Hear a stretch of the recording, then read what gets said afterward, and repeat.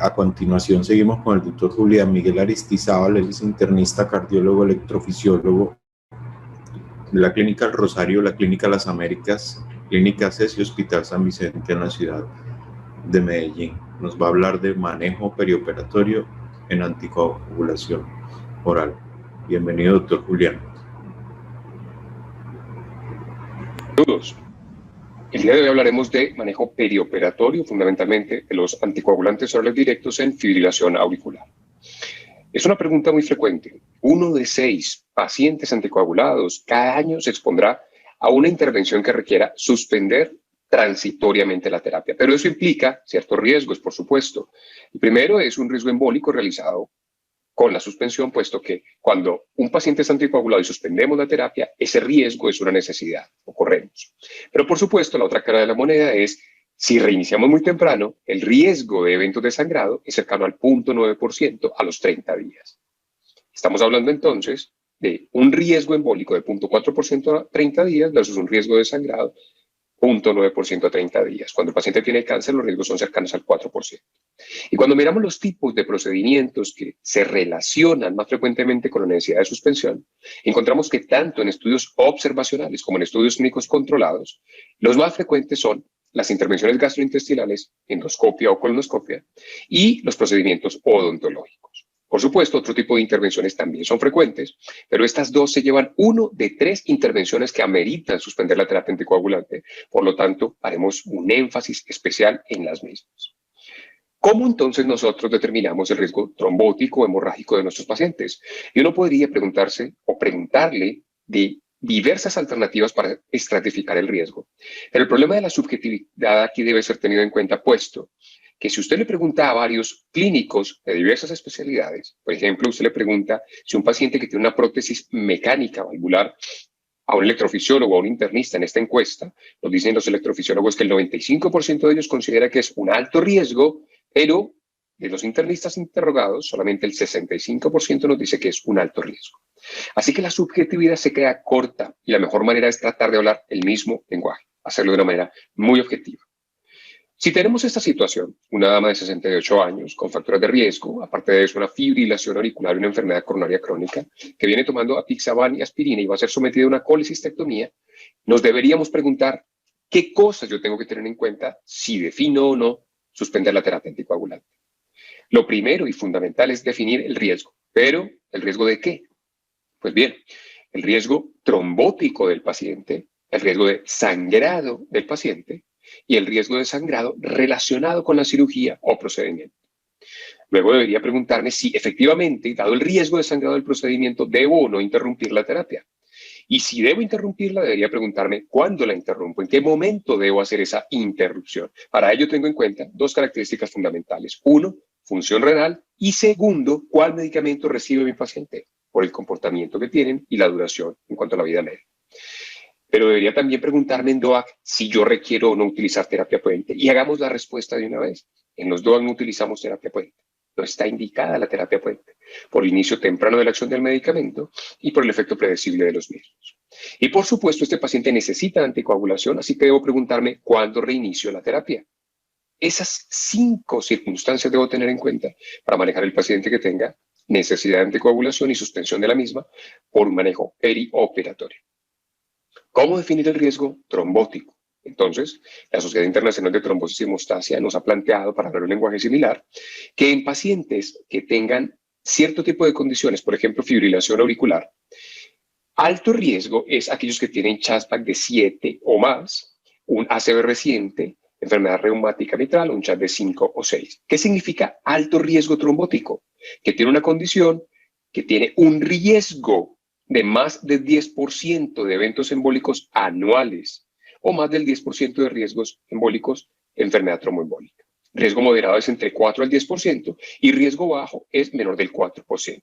Centrémonos nuevamente en fibrilación auricular. Aquellos pacientes con CHA2-VAC de 5 o 6 se considera un riesgo moderado y aquellos pacientes de riesgo bajo son los que tienen un CHA2-VAC de 1 a 4. Nuestros pacientes, la mayoría, estará entre bajo moderado, pero por supuesto, algunos pacientes tendrán unos puntajes más elevados. Cuando hablamos de prótesis mecánicas, nos damos cuenta que cualquier prótesis en posición mitral se considera alto riesgo y algunas de las válvulas aórticas, sobre todo ciertas válvulas mucho más previas, antiguas, se consideran de alto riesgo. Pero también debemos definir cómo yo establezco el riesgo de sangrado de mi paciente. Uno podría utilizar el Hasbled. El Hasbled tiene parámetros muy importantes que determinan riesgo de sangrado. Por ejemplo, el paciente que tiene disfunción renal hepática sin duda es más proclive al sangrado, o un paciente que tiene una anticoagulación mucho más lábil con el INR, pero no está específicamente determinado para esta condición. Hay otras circunstancias, por ejemplo, recuentos plaquetarios bajos, que podrían ser muy útiles como información complementaria para predecir el riesgo de sangrado, o cómo el paciente tuvo un comportamiento en eventos previos de suspensión y reinicio de la terapia. Hay que tener en cuenta esa historia. A pesar de eso, el Hasbled en algunos estudios nos dice que cuando tienes más de 3 puntos podrías tener un riesgo aumentado de sangrado mayor hasta 11 veces mayor que el paciente con Hasbled bajo. Hay un puntaje específico que se llama el BleedMap, que sobre todo es útil en pacientes que tienen anticoagulación con warfarina, y nos habla de condiciones proclives al sangrado, una historia de sangrado previa, una prótesis mecánica mitral, la presencia de una neoplasia activa o trombocitopenia.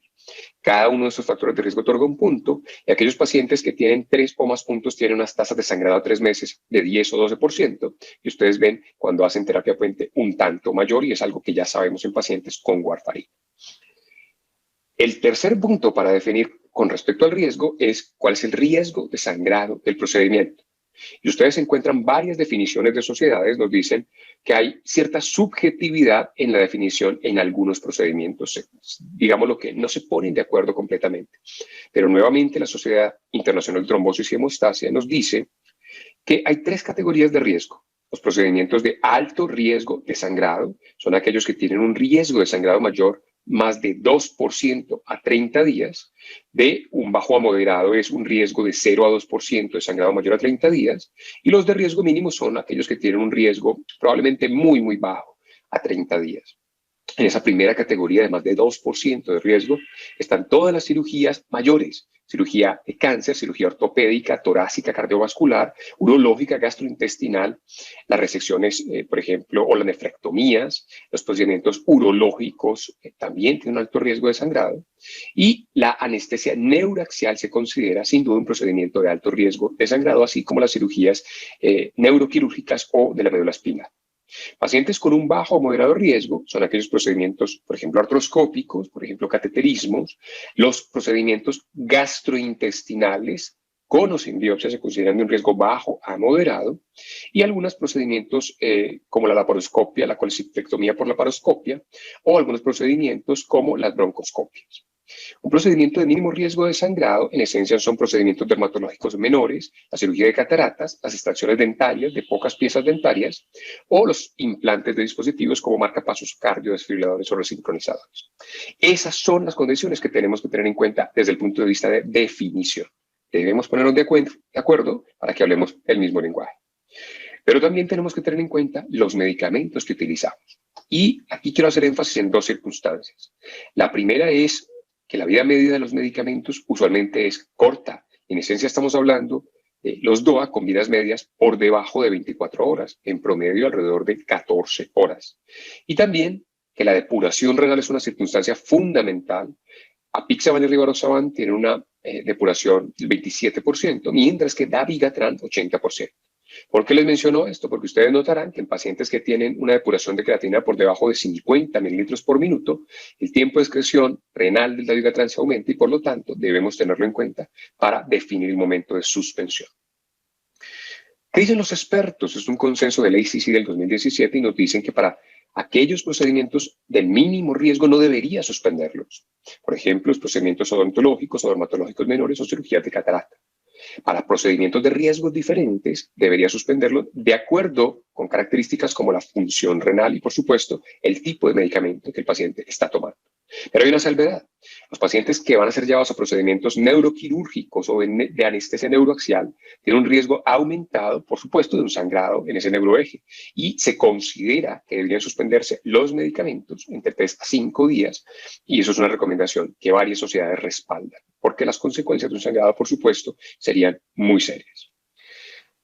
Este estudio es un estudio bien importante del doctor Duquetis, que nos habla de cómo manejar la terapia anticoagulante perioperatorio con DOACs.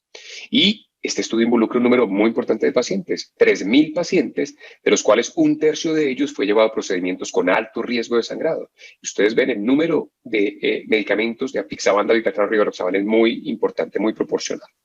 Y uno dice, pero tal vez no incluyeron pacientes que yo veo cotidianamente. Por el contrario, incluyeron procedimientos cardiotorácicos, gastrointestinales, ortopédicos, urológicos, incluso de radiología intervencionista, neuroquirúrgicos, 230 pacientes con anestesia del neuroeje. Es decir, un grupo de pacientes muy representativo de lo que cotidianamente nosotros observamos y manejamos. Ellos idean un protocolo de suspensión de la terapia de acuerdo con las características farmacológicas del medicamento y con ese protocolo obtienen entre 90 y 95 niveles subterapéuticos prequirúrgicos de los factores de coagulación. O sea, su protocolo, desde el punto de vista de medición de factores, muestra que es efectivo para reducir los niveles terapéuticos del medicamento. Pero fue efectivo para reducir eventos trombóticos y tener pocos eventos de sangrado. Miren ustedes, en pacientes de bajo riesgo, las tasas de sangrado eran menores del 2%, en pacientes de alto riesgo, cerca del 3% a 30 días. Y los eventos trombóticos se mantuvieron muy bajos, por debajo del 0.5% a 30 días. Es decir, un equilibrio muy importante desde el punto de vista de los riesgos minimizados que queremos tomar para nuestros pacientes. Y en esencia el protocolo es más o menos de esta manera. El día del procedimiento se denomina día cero, van de acuerdo con el tipo de sangrado, de riesgo de sangrado del paciente, se define un riesgo alto de sangrado relacionado con el procedimiento o un riesgo bajo de sangrado relacionado con el procedimiento. Si ustedes observan apixaban y rivaroxaban en alto o bajo riesgo, si el paciente tiene un alto riesgo, se suspenden 2 días el anticoagulante, el día -1, el día -2, por supuesto el día 0 no se administra el medicamento, y se reinicia el medicamento el día +2 en horas de la tarde o el día +3 si el riesgo de sangrado, los eventos de sangrado fueron importantes durante la cirugía. Pero si el paciente es de bajo riesgo, solamente se omite el medicamento el día 0 y el día -1 y se reinicia el día +1. Eso pasa exactamente con rivaroxaban, pero con dabigatran hay una salvedad. Si el paciente con dabigatran tiene una función renal con una depuración por encima de 50 mililitros por minuto, funciona de la misma manera. Se suspende el día 0, se suspende el día -1 y -2 y se reinicia el día +2 o +3 según el riesgo de sangrado. Si el riesgo de sangrado de la cirugía es bajo, solo se suspende el día 0 y el día -1 y se reinicia el día +1. Pero si tiene depuración de creatinina por debajo de 50 mililitros por minuto, debemos tener en consideración que, dada la duración de su efecto, debemos suspender el medicamento 4 días antes de la cirugía si esta es de alto riesgo, o 2 días si la cirugía es de bajo riesgo. Y reiniciaremos nuevamente al día +2 en la tarde o el día +3, de acuerdo como sea el comportamiento durante el procedimiento. Miremos en un esquema. En la parte superior es la cirugía de alto riesgo de sangrado, en la parte inferior la cirugía de bajo riesgo de sangrado. Si ustedes utilizan apixaban, rivaroxaban o dabigatran con depuración por encima de 50 mililitros por minuto en cirugías de bajo riesgo de sangrado, no le dan el medicamento el día 0 y no le dan el día -1. Pero si tiene depuración de dabigatran entre 30 y 50 mililitros por minuto, no le dan el día 0, el día -1 y el día -2. Cuando reiniciamos en todos ellos el día +1, si todo transcurre sin ningún inconveniente. Pero ¿qué tal que el paciente tenga una cirugía de alto riesgo de sangrado? Entonces, ¿qué hacemos? Suspendemos el apixaban, el rivaroxaban y el dabigatran si la depuración está por encima de 50, el día 0, el día -1 y el día -2, o sea, 48 horas antes del procedimiento. Y reiniciamos, si todo transcurre bien, el día +2 o en su defecto el día +3, de acuerdo a cómo se comporte el procedimiento. Esta es una norma general que tendremos en cuenta para todos los procedimientos que vamos a definir suspensión de anticoagulación. Empecemos a resolver uno de 3 pacientes. Entonces, los procedimientos endoscópicos, endoscopio, colonoscopio.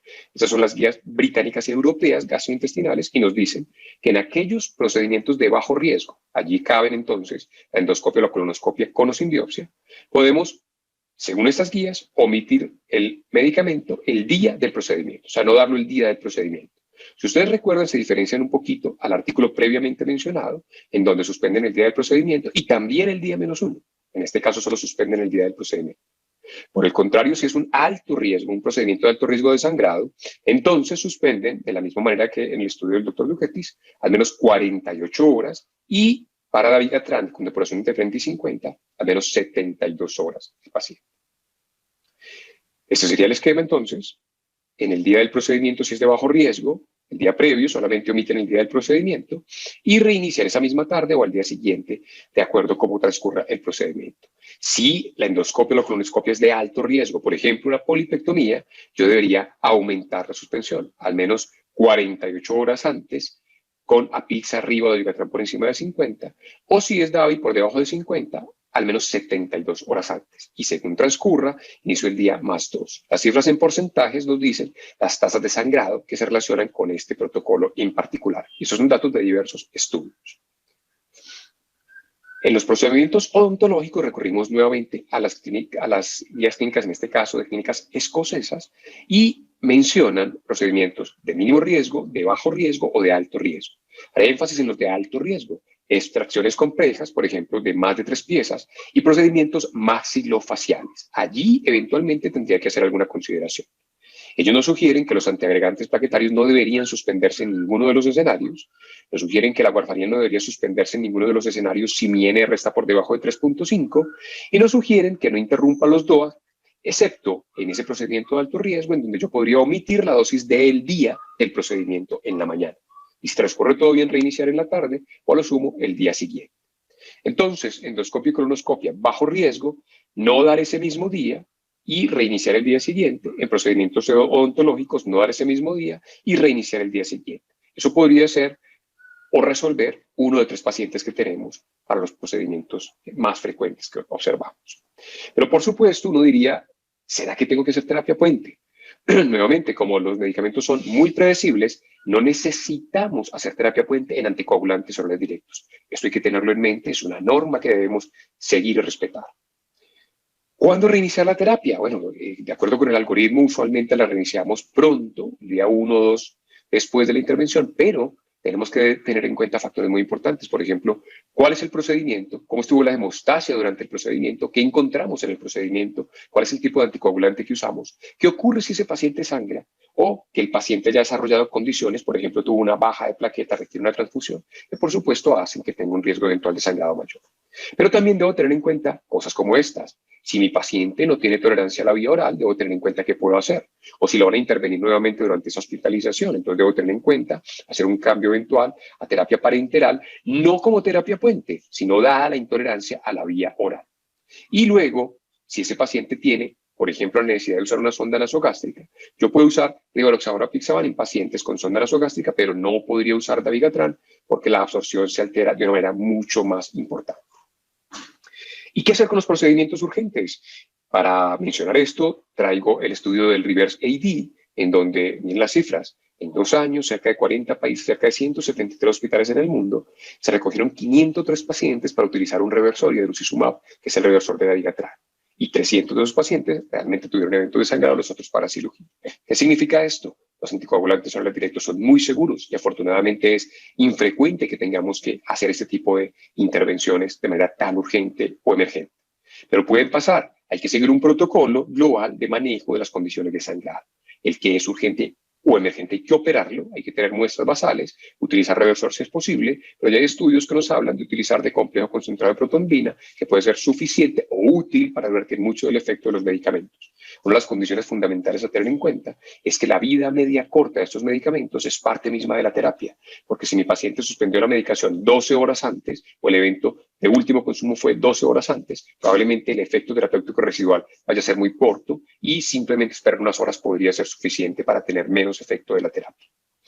Vamos a resolver situaciones clínicas, hablemos de varios casos y tomemos en cuenta la paciente que habíamos mencionado. Hipertensa, factores de riesgo cardiovascular, una FA, una enfermedad coronaria crónica, ASA y apixaban. Y va a ser llevada a una colecistectomía. ¿Qué debemos hacer? Entonces, definir el riesgo, primero trombótico de sangrado de la paciente y el riesgo de sangrado del procedimiento. ¿Cuál es ese riesgo? Por el Chatback tenemos un alto riesgo trombótico, por el Haslet tenemos un alto riesgo de sangrado de la paciente y es una cirugía de alto riesgo de sangrado. Es decir, debo interrumpir la terapia. ¿Cuándo interrumpirla? Estoy utilizando apixaban y tiene una función renal normal. Entonces, ¿cómo hacerlo? Vamos a mirarlo. ¿Debo hacer terapia puente? No, y vamos a ver cuándo interrumpir y cuándo reiniciar. En este caso, está en la parte superior del cuadro una cirugía de alto riesgo de sangrado. Es decir, yo no le doy el día 0, no le doy el día -1 y el día -2, 48 horas antes suspendo la medicación y reinicio al día +2 o a lo sumo el día +3 si todo transcurre sin ningún inconveniente. Si todo está bien el día +2 puedo iniciar, pero si de pronto tengo temor con respecto al sangrado por cómo se comportó durante la cirugía, puedo esperar hasta el día +3. Miren esta paciente, es una dama hipertensa de 76 años que está utilizando Dabigatran 152 veces al día, una función renal adecuada para su edad, y le van a llevar una extracción de una pieza dentaria. Probablemente les dirán, autoricen la suspensión del medicamento. ¿Cuál es el riesgo? El riesgo trombótico es alto. El riesgo de sangrado de la paciente es moderado, un Haslet de 2, y el riesgo de sangrado del procedimiento mínimo. Entonces, yo debería interrumpir esa terapia, de acuerdo con lo que vimos previamente. No deberíamos interrumpir la terapia o a lo sumo omitir la dosis de la mañana del día del procedimiento. La función renal en este caso, recuerden que es Dabigatran es muy importante, la depuración está por encima de 65, o sea, no debería tener mayor consideraciones, solamente de omitir la dosis de la mañana y dar la dosis de la tarde sin ningún inconveniente si todo transcurre bien. ¿Cómo manejarlo entonces?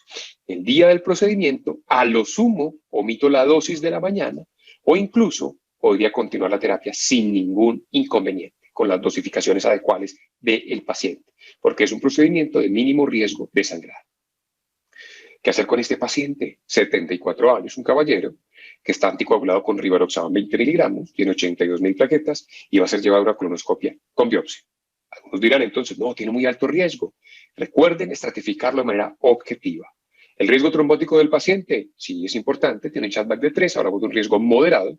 El riesgo del sangrado del paciente es un Haslet de 2 y el riesgo del sangrado del procedimiento, de acuerdo con la clasificación que observamos, es un riesgo bajo. La colonoscopia con biopsia o la endoscopia con biopsia se consideran bajo riesgo de sangrado. Entonces, ¿cómo manejarlo? ¿Cuándo interrumpirlo? ¿Cuándo reiniciarlo?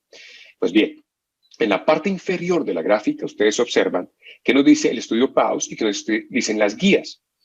En este paciente colonoscopia con biopsia, yo no le doy el medicamento el día del procedimiento y de acuerdo con las guías, yo solamente omitiría ese día del procedimiento. O sea, el día anterior todavía le doy la medicación. Pero en el estudio del doctor Dugetis, yo puedo omitir el día previo del procedimiento. Entonces, eso no es una camisa de fuerza, de acuerdo con la condición del paciente lo definimos, pero en esencia, no le doy el día 0 y podría perfectamente dar hasta el día -1. ¿Cuándo reinicio? El día siguiente al procedimiento, sea el día +1 o el día +2 si eventualmente hubo alguna condición que pueda ser proclive al sangrado. Pero miren la diferencia. Si este paciente va a ser sometido, por ejemplo, a una polipectomía, ya estamos hablando que esa colonoscopia sí es de un alto riesgo de sangrado y las condiciones cambian. Yo debo suspender el DOAC el día 0, pero también 48 horas antes. O sea, no lo doy el día -1 ni el día -2. Hago el procedimiento el día 0 sin anticoagulante oral directo. No le doy anticoagulante el día +1 y reinicio el día +2 o +3 de acuerdo cómo transcurra el paciente y el riesgo de sangrado. Cambian las condiciones del paciente si ya está programada una polipectomía. Se considera entonces un procedimiento de alto riesgo y hay que tener en cuenta eso. Un paciente que va a ser sometido a una prostatectomía es uno de los procedimientos más frecuentes y son pacientes comórbidos con un riesgo importante de sangrado. ¿Qué hacer con ese paciente? Tiene un riesgo trombótico importante, un riesgo de sangrado importante, pero el riesgo de sangrado del procedimiento también es muy importante y una cosa también relevante. Es un sitio de sangrado que no es compresible o que es difícil controlar. Entonces, eso debe ser tenido en cuenta en el análisis. ¿Debo interrumpir? Claro, es un procedimiento de alto riesgo. ¿Cuándo lo interrumpo? Tiene Apixaban 5 miligramos 2 veces al día con una función renal normal, no requiero terapia puente y vamos a hablar cuándo reiniciar. Hay varias recomendaciones de expertos, pero podemos simplificarlos en este sentido. Ese paciente tiene una cirugía de alto riesgo de sangrado, o sea, va en la parte superior. Como está utilizando Apixaban para una cirugía de alto riesgo de sangrado, yo no le doy el día 0 y no le doy 48 horas antes del procedimiento, el día -1 y el día -2. Reinicio el día +2 en la tarde o el día +3 de acuerdo a cómo transcurra el procedimiento. Si todo va bien, no debo tener problemas con esto, pero eventualmente podría dilatarlo de acuerdo a cómo se presenta el sangrado en el paciente.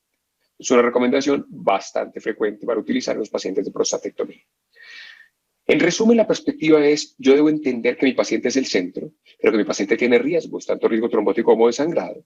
Pero por supuesto la cirugía tiene un riesgo y ese riesgo es variable, más no subjetivo, debo definirlo, pero hay condiciones individuales, sentido común, de trabajo en equipo, de comunicación, de manejo integral, me permitirán, por supuesto, marcar diferencias. Esto quería compartir con ustedes. Muchas gracias.